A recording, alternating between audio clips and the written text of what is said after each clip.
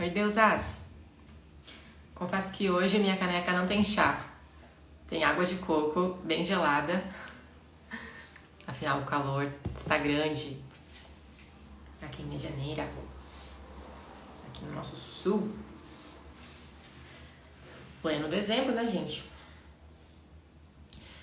Deusas, hoje eu vim aqui falar com vocês a respeito das 3 fases que passamos na terapia e que são as 3 fases que passamos durante o nosso processo de autoconhecimento. E isso é uma constante para todas as pessoas, independente do caso, independente da situação, independente do histórico de vida.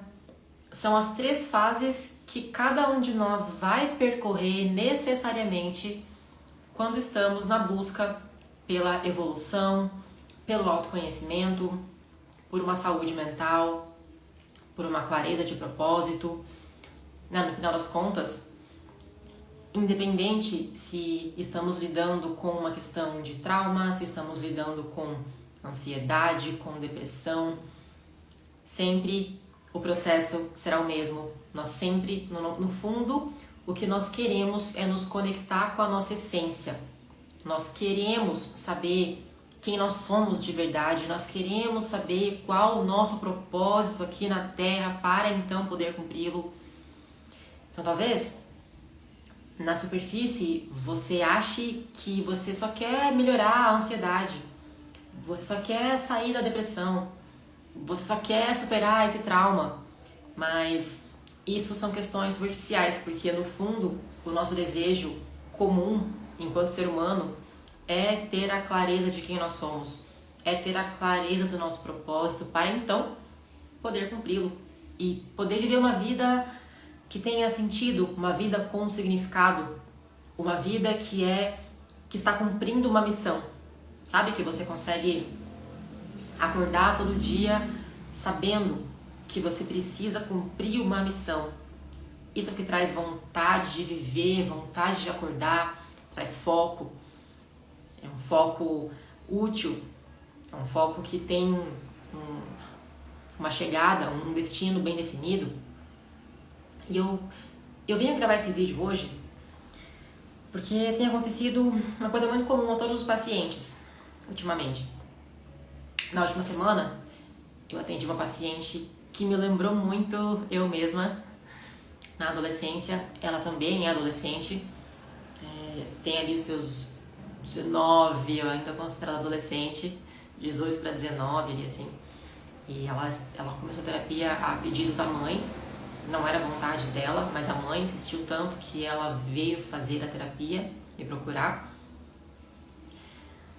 E ela assim, sem vontade de fazer, não querendo fazer, não entendendo por que ela tinha que estar ali. E claro que ela não tinha clareza nenhuma, ela só queria talvez descobrir logo o que ela queria fazer da vida. E ela só falava que ela não via o sentido na vida, não via o porquê estar fazendo terapia, porque a vida não valia a pena mesmo. E eu me vi muito nessa situação. E eu percebi, e esses 3 passos que eu vou falar agora são o autocuidado, o autoconhecimento e então a autoconfiança. E são 3 passos da terapia que eu não li em lugar nenhum, eu não li em nenhum livro, eu não vi nenhuma teoria que fale isso, mas foi um processo que primeiro eu passei por experiência própria na minha jornada e depois percebi que é comum a cada paciente. Todos passam pelo mesmo caminho. Primeiro vem o autocuidado, depois o autoconhecimento e então uma autoconfiança.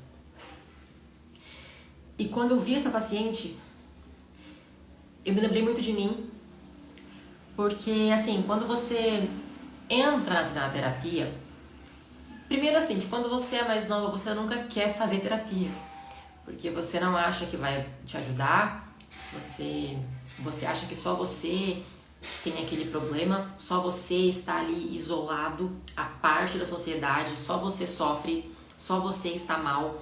Você olha ao redor e vê que tá todo mundo bem encaminhado, com a vida bem direcionada, tá todo mundo feliz, todo mundo tem amigos, todo mundo tem um amor, todo mundo tá com um emprego garantido, todo mundo sabe o que tá fazendo, e menos você. é uma sensação de isolamento. Parece que só você sofre e que ninguém pode te ajudar porque ninguém te entende. É um isolamento muito grande. Eu estou sozinha, eu sou incompreendida, ninguém me entende, ninguém me ajuda, ninguém me ama, ninguém gosta de mim. É assim que eu me sentia e é assim que eu vejo, que eu vi ela se sentindo também. E por que as pessoas geralmente chegam na terapia muito ansiosas? Ansiosas no sentido de, eu preciso saber meu propósito de vida. Eu preciso saber por que eu tô aqui. Me ajuda, me fala, como é que a gente faz para descobrir? Eu quero muito saber a minha missão, o meu chamado. Só que a gente não pode começar a terapia nisso. Nunca você começa o autoconhecimento pelo autoconhecimento. Porque enquanto você está cru, enquanto você nunca fez terapia nenhuma vez, você está ali cru, você está cheio de camadas em volta de você. Sabe, yoga faz a comparação de uma cebola, como se fossem uma cebola com suas várias camadas em volta e que são proteções, são barreiras, são filtros que tampam a sua visão, que embaçam e você não consegue enxergar a realidade. Que camadas são essas? Camadas de trauma, de ansiedade, de depressão, de estresse, de insegurança, de bloqueio, timidez, de rancor, de mágoa, de raiva, de culpa, de vergonha. Sabe? Todas essas emoções, experiências negativas que ficam ali acumuladas, nos travando. É por isso que o primeiro passo na terapia sempre é um autocuidado. Porque pensa só, quando eu tinha 14, 15, 16, logo depois de ter fugido de casa, quando eu comecei a tentar viver a vida pela primeira vez, sozinha, assim, a minha mãe me oprimindo, tentando viver a vida sozinha pela primeira vez, tentando lidar com aquele trauma. Quando alguém me perguntava o que eu queria ser da vida, profissão, o que eu queria fazer quando eu crescesse, dentro da minha cebola ali, cheia de camadas de trauma, o único pensamento que eu tinha era: eu não presto pra nada, eu sou um lixo, eu vou morrer cedo, eu vou usar drogas quando eu crescer.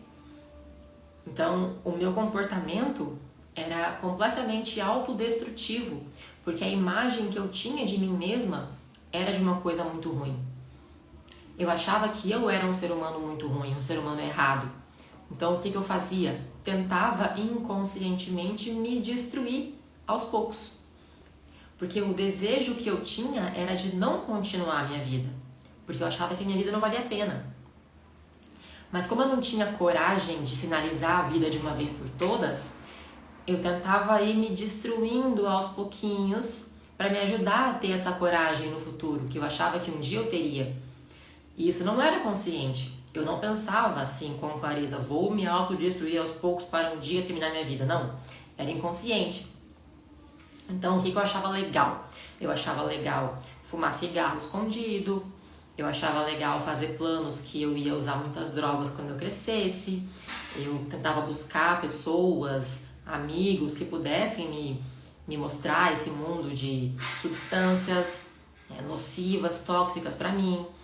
Eu pintava meu cabelo de várias cores. Não que isso seja errado, mas eu estragava meu cabelo. Eu cortava meu cabelo com gilete. Eu me cortava braços. Era cheio de... Ainda tenho até hoje cicatrizes de cortes. Eu usava alargadores, mas não no sentido de me cuidando, era no sentido de me machucando. Eu sentia prazer na dor do alargador, sentia prazer na dor de me cortar. Eu achava legal me autodestruir, porque no fundo eu achava que eu não valia a pena e que o que eu merecia era isso, destruição, para então chegar no ponto de ter coragem de acabar com tudo. Então, como que a pessoa cheia de camadas em volta, atrapalhando a visão, vai conseguir enxergar a sua verdadeira essência, o seu propósito de vida? É impossível, Porque quando perguntavam, se você perguntasse pra mim naquela época, dentro daquelas camadas, o que eu queria ser quando crescesse, meu propósito, eu ia falar que era esse. Usar drogas, morrer cedo. Eu achava que era isso que eu ia fazer, porque eu não tinha utilidade pra mais nada. E talvez nem todo mundo esteja tão preso, tão cego quanto eu estava naquele momento. Mas isso pode estar acontecendo em camadas um pouco mais sutis. Talvez a sua autodestruição não seja como a minha, que era física, cortes, drogas. Talvez seja uma alimentação muito ruim, muito calórica, muito gordurosa. Talvez seja um distanciamento de qualquer atividade física, seja um sedentarismo, porque você sabe que a atividade vai te deixar saudável e ser sedentário é mais confortável e vai te destruir mesmo. Talvez seja não ter coragem ou vontade de se arrumar, talvez seja uma aparência desleixada, porque você não acha que você merece estar bem cuidada, bem arrumada. Talvez seja um relacionamento que te destrói, que te maltrata. Talvez seja um emprego que você odeia, mas que você continua ali, que te desvaloriza, mas você continua ali. Então tem várias formas de se autodestruir. Então é preciso que você primeiro observe como exatamente você está causando essa autodestruição e que você comece a reverter a situação através do autocuidado, que foi o que eu fiz. Quando eu comecei a perceber que existia também uma vozinha boa dentro de mim, não existia só aquela voz maligna, também tinha ali uma presença do bem dentro de mim, que gostaria de ser curada do trauma, que gostaria de viver uma vida feliz, uma vida melhor, e essa vozinha dentro de mim começou a me convencer de que, ei, você tem uma alternativa para isso aqui. Você não precisa viver desse jeito para sempre. Você não precisa morrer cedo e usar drogas. Você pode mudar a sua rota. Existe uma luz no fim do túnel. Aí eu comecei a fazer academia. Comecei devagar. Comecei a fazer academia. Comecei a mudar a minha alimentação. Comecei a comer alimentos mais saudáveis.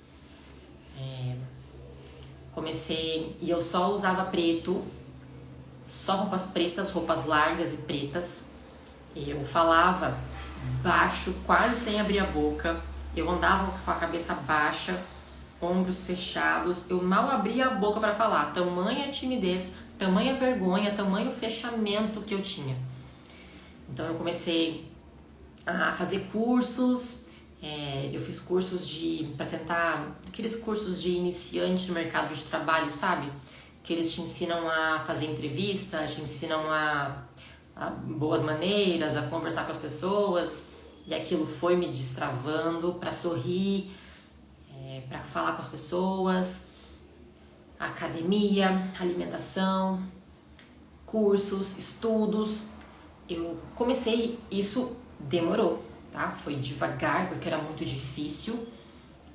A minha vozinha do mal não queria que eu fizesse, era muito resistente, mas a vozinha do bem também começou a aumentar o volume da sua voz. Então, nesse meu autocuidado, na minha mudança de hábitos, assim eu fui começando a retirar aos poucos as camadas para anos depois eu poder começar um processo de autoconhecimento. E isso tem explicações a nível da psicologia, mas também a nível fisiológico.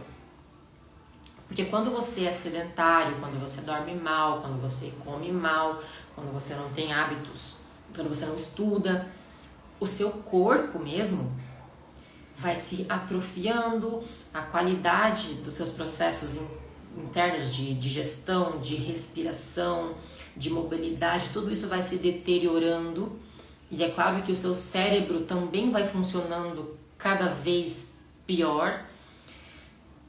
E o corpo mesmo vai criando limitações para você conseguir sair daquilo. Então, mesmo que você não tenha essa parte psicológica ativa, essa parte de reflexão ativa, o simples fato de começar um exercício, uma alimentação, dormir melhor, estudar, já vai naturalmente oxigenar melhor o seu cérebro, seu sistema nervoso, os seus hormônios vão ser melhor secretados, melhor utilizados, os nutrientes da alimentação, a respiração que vai ser mais profunda, a postura que vai modificando, vai abrindo o peito, vai abrindo espaço na coluna, crescendo o queixo, o pescoço. O corpo te ajuda nessa melhora psicológica. Então, começar pelo autocuidado é essencial. É por isso que o começo da minha jornada foi muito ligado com o esporte. Na época eu fazia crossfit, musculação, por isso que eu cursei educação física, porque eu achava que essa era a maior paixão da minha vida.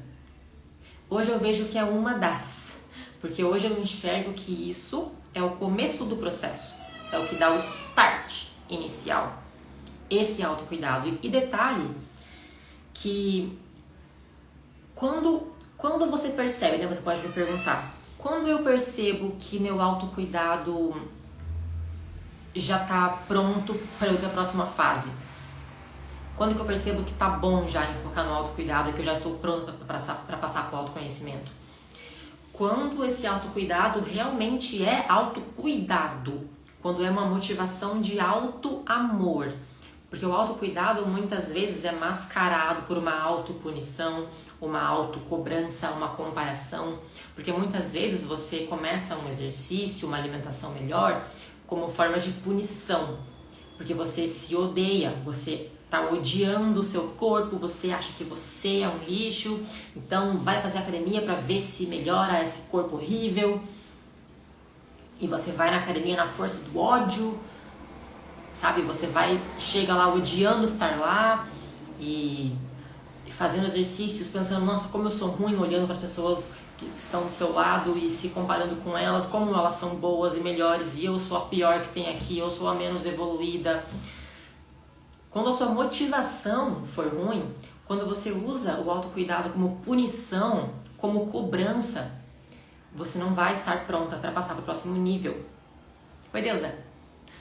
Mas quando esse autocuidado tem uma motivação boa, uma motivação de autoamor, quando você se trata com respeito, com gentileza, quando você está ali numa rotina saudável, porque você está se cuidando mesmo, porque você se ama, porque você merece, porque você quer ter saúde, aí sim, quando chegar nesse ponto, então você está oficialmente pronta para entrar. Sim, a Júlia falou, entrei na hora certa, hein? Sim. Então, aí sim você estará pronta, tanto psicologicamente quanto fisiologicamente, para passar para o segundo nível, que é então o autoconhecimento. Porque aí você conseguiu tirar aquelas camadas todas de mágoa, de rancor, porque enquanto a mágoa estiver ali, você vai achar que o seu propósito está relacionado com aquilo. Aquilo vai ser um obstáculo, um empecilho na sua visão de futuro. Vai mesmo embaçar a sua visão. Mágoa, rancor, tudo isso, trauma, né, memórias ruins, elas são emoções muito pesadas. Não tem como você ignorar e agir como se aquilo não existisse. É por isso que o autocuidado, uma rotina saudável, a prática de yoga foi o que mudou minha vida mesmo. Porque no meu caso, enquanto eu fazia só o crossfit, só a musculação, eu ainda estava naquela motivação ruim de autocobrança.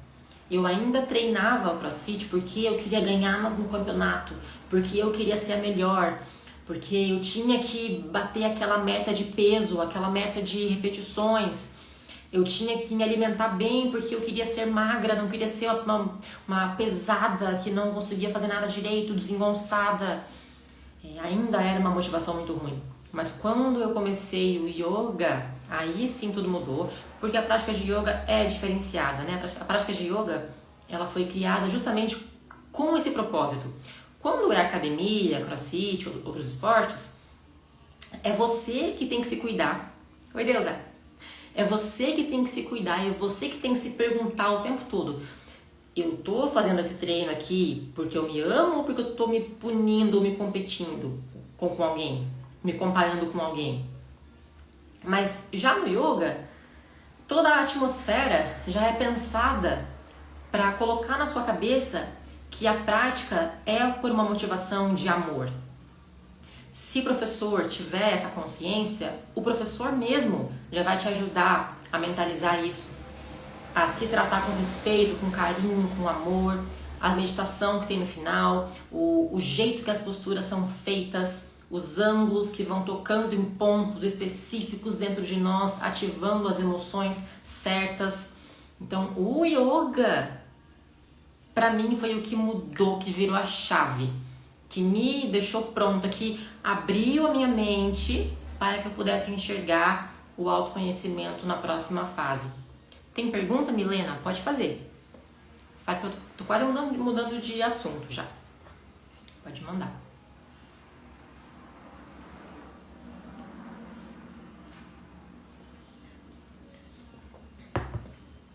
Cadê? Manda aí.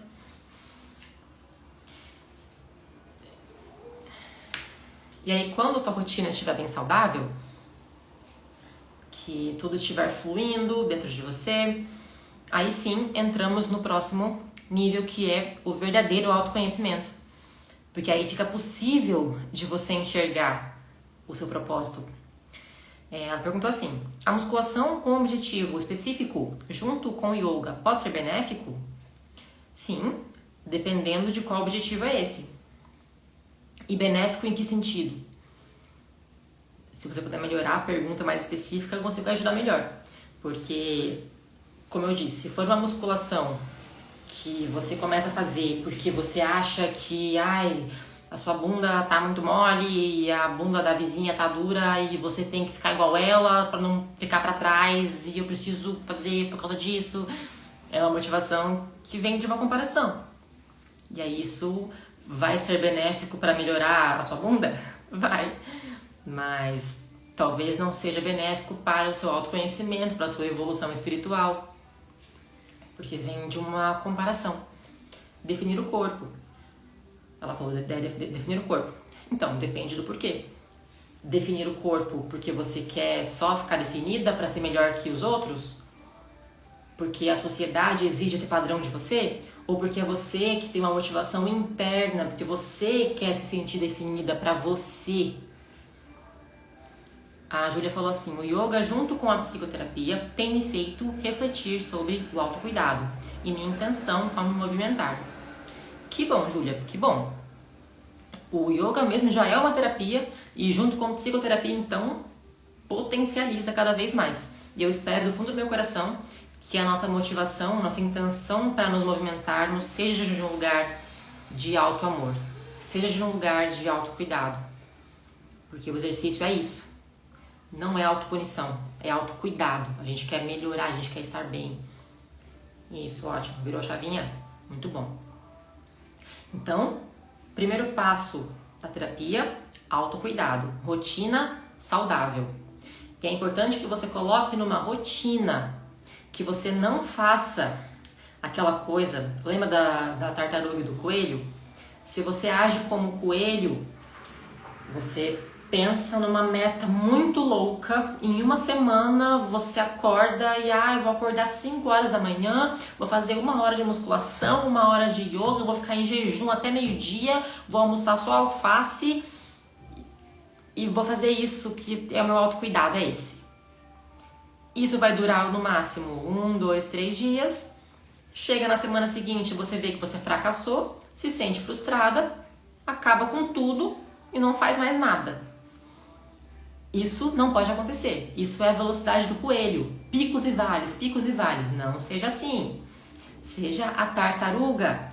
Coloque metas fáceis para começar fácil, pequeno, passinho por passinho, 1% em 1% que você vai conseguir fazer.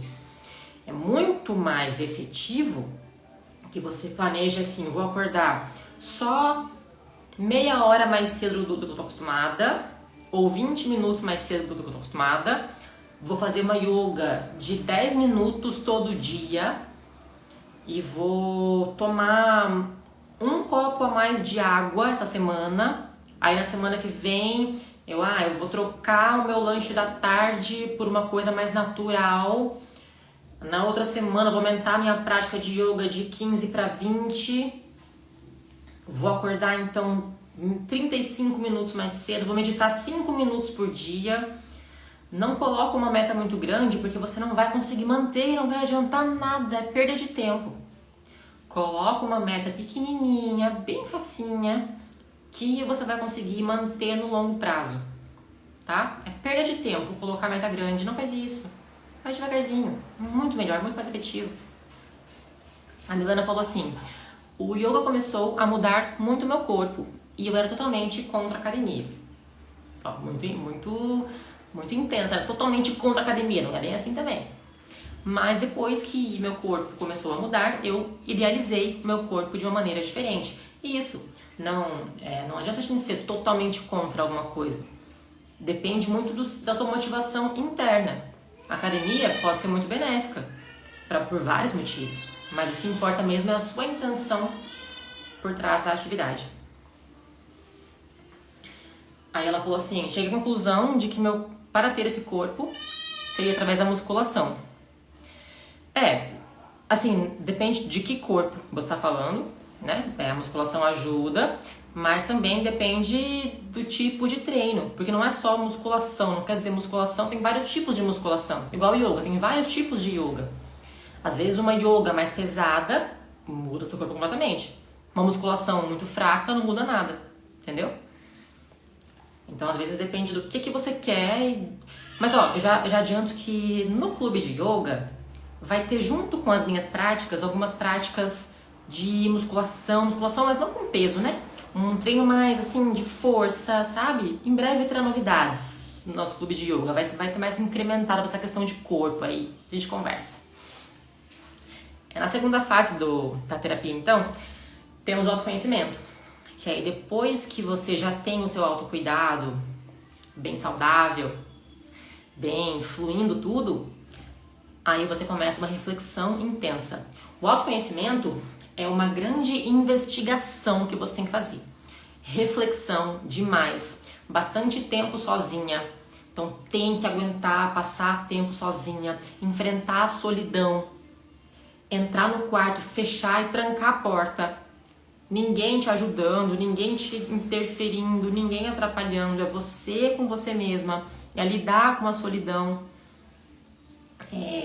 Refletir demais, sabe? Não ter medo de revisitar memórias antigas, pensar no passado muito, muito, muito, pensar no futuro muito, muito, muito, analisar o presente, perspectivas, investigar a sua família, investigar padrões familiares, ancestralidades, conversar com os pais, com os avós, com os tios, investigar o que está consciente, o que está inconsciente, quais são as crenças e bloqueios, responder uma série de questões, tentar ligar pontos, escrever diário, sabe? O autoconhecimento, depois do autocuidado, inclui horas e horas e horas de pura reflexão aqui dentro, escrita. A escrita é uma parte essencial do processo, porque aí, com o passar do tempo, quando você consegue uma clareza de quem eu sou, qual o meu papel aqui nesse mundo,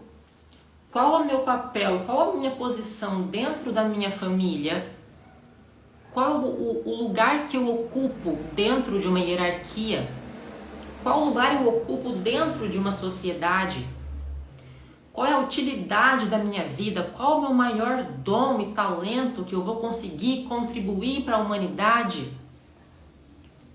Quando você entende quem você é, esse é o seu maior superpoder.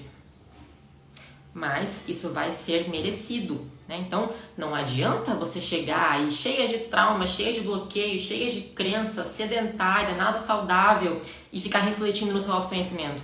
Você não vai chegar em nenhuma resposta clara, porque faltou o autocuidado primeiro.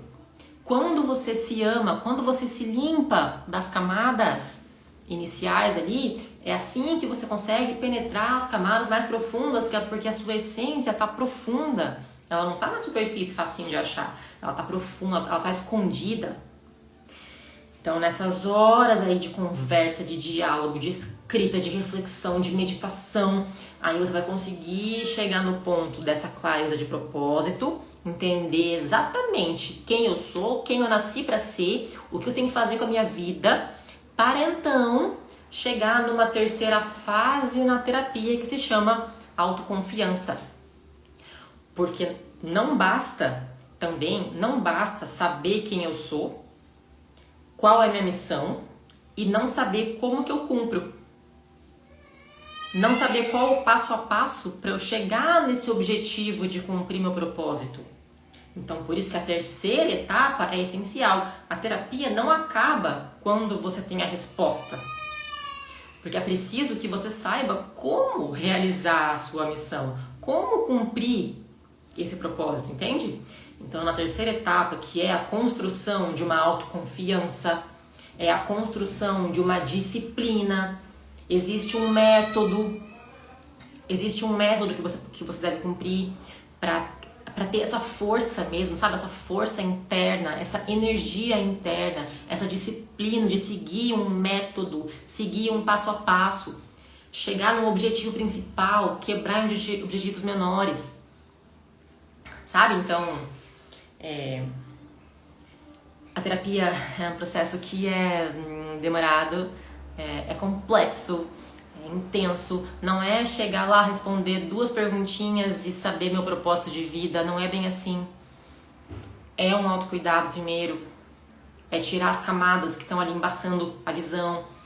É refletir horas e horas. Investir na reflexão, no tempo sozinha, no tempo de diálogo com o terapeuta. Tem que investigar a família. Faz parte. Depois, a autoconfiança, objetivos de vida, construir o passo a passo da minha vida. Então, primeiro é uma cura, é uma limpeza, né? Uma cura, uma limpeza com autocuidado. Depois é uma clareza, né? Abrir a visão, quem eu sou, o que eu estou fazendo aqui. Depois é uma construção, eu vou construir um passo a passo para chegar numa meta final. E aí sim, você está pronto. Aí sim você está pronto. Então, eu quero fechar o vídeo com essa mensagem aqui.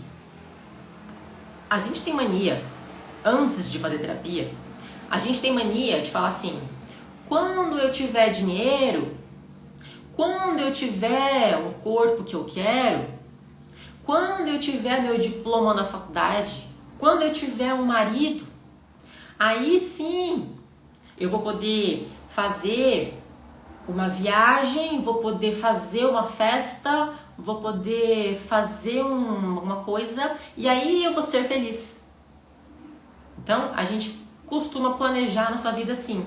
Primeiro tem que ter alguma coisa, aí eu quero fazer uma coisa e aí eu vou ser feliz, eu vou ser realizada, eu vou ser uma mulher de sucesso. Só que ao contrário, na verdade.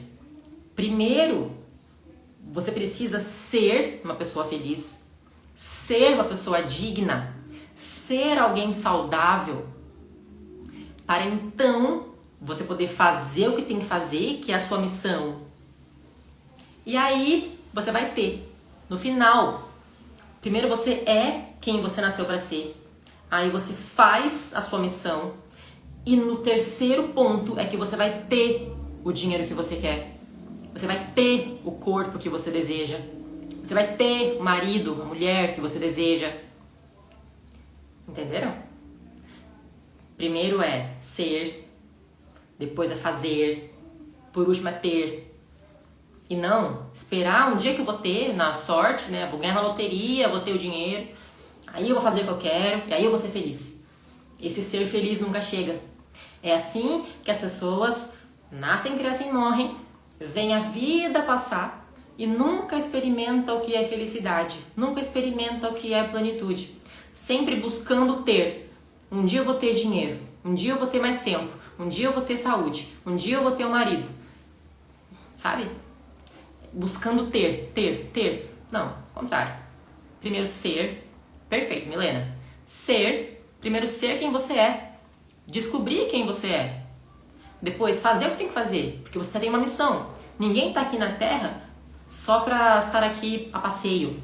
A gente tem propósitos, a gente tem função na sociedade. Fazer a sua missão, fazer o seu chamado.